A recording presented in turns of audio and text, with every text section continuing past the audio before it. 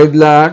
ప్రభువైన యేసు నామములో అందరికి వందనములు. ఈ దినము దేవుని వాక్యంలో నుంచి కొరింథీయులకు రాసిన 2వ పత్రిక 11వ అధ్యాయము 2-3 వచనాలు. దేవాసక్తితో మీ ఎడల ఆసక్తి కలిగి ఉన్నాను. ఎందుకనగా పవిత్రురాలైన కన్యకగా ఒక్కడే పురుషునికి అనగా క్రీస్తుకు సమర్పింపవలనని మిమ్మల్ని ప్రదానం చేసి తిని గాని సర్పము తన కుయుక్తి చేత అవను మోసపరిచినట్లు మీ మనస్సులు చెరుపబడి క్రీస్తు ఎడలనున్న సరళత నుండి పవిత్రత నుండి ఎట్లయినా తొలగిపోదురేమని భయపడుచున్నాను.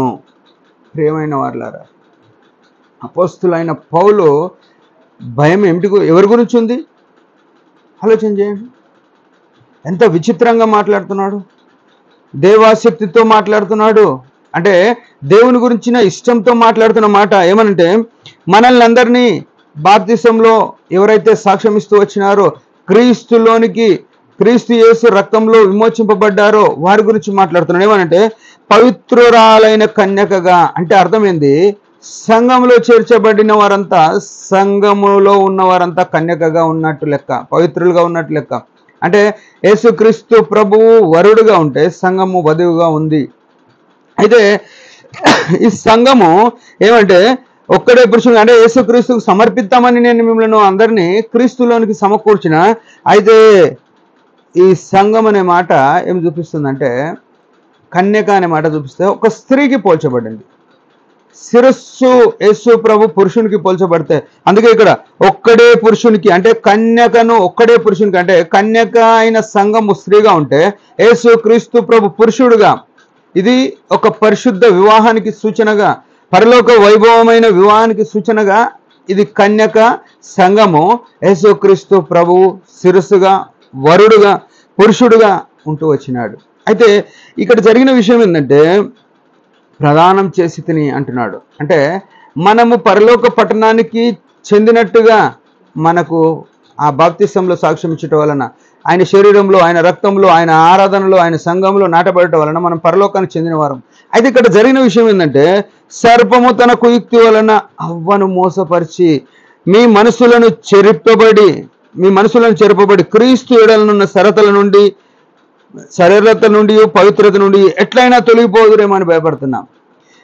ఆదాము మోసపరచబడలేదు, కానీ స్త్రీగా ఉన్న అవ్వ పాము అంటే సర్పము యొక్క కుయుక్తిలో మోసంలో పడిపోయింది.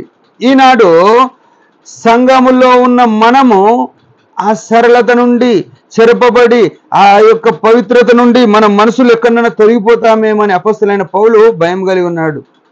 సంఘంలో ఉన్న మనం ఏమనుకుంటున్నామంటే, మాకేం పర్వాలేదు, మాకేం జరగదు, అసలు మేము ఎన్ని ఏళ్ళ కింద బాప్తిసం తీసుకున్నాం, మేము ఎంత రక్షణలో కొనసాగుతున్నాం అని అనుకుంటున్నామేమో. కానీ మన సొంత రక్షణ భయముతో, వణుకుతో కొనసాగించవలసిన బాధ్యత మన మీద ఉందని గుర్తుపెట్టుకోవాలి. ప్రియమైన వాళ్ళ, సరళత నుండి తప్పిపోతామేమో. అంటే ఈ లోకంలో ఈ అపవాది అయిన వాడు కుయుక్తితో మాట్లాడతాడు. అప్పుడు అవ్వ దగ్గరకు వచ్చి ఇది నిజమా అని మాట్లాడి ఆ పండును చూపించి అది రమ్యతను చూపించినాడు.